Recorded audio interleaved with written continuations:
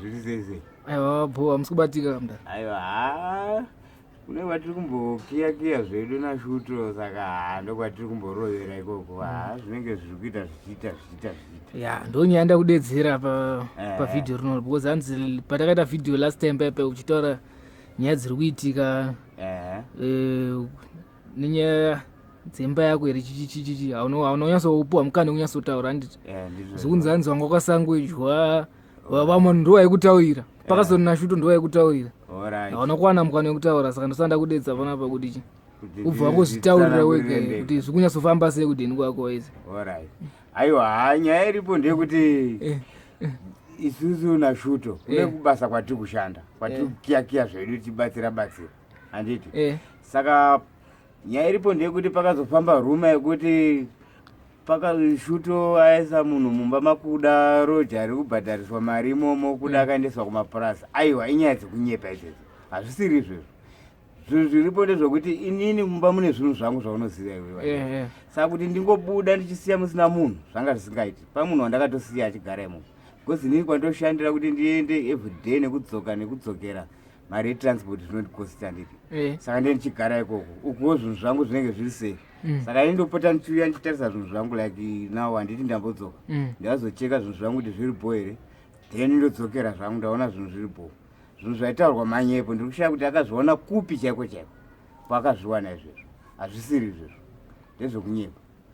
saka zvaitaura chii chakaitika kuti azokwanisa kuzotaura zvaitaura asi pane zvamakanitsana right chinhu chakaitika ndechekuti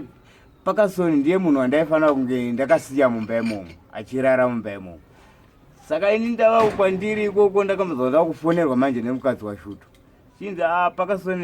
auya akadhakwa panapa akufurufusha munhu wakasiya mumba memwe achiti hauna kubhadhara rendi unza mari yerendi ndopandapindura ndikati kwanogodaro sei Parkerson ndakamutaura kuti kana munhu aenda kubasa kwake kundoshanda night then iwe unosirwa makiwo pawarara imomo handiti ndopandakaburana ipapo ndikati manje hazvisiri izvezvo ungadaro then next ndopakazoya kuvhidhiyo yake akutaura zvaaitaura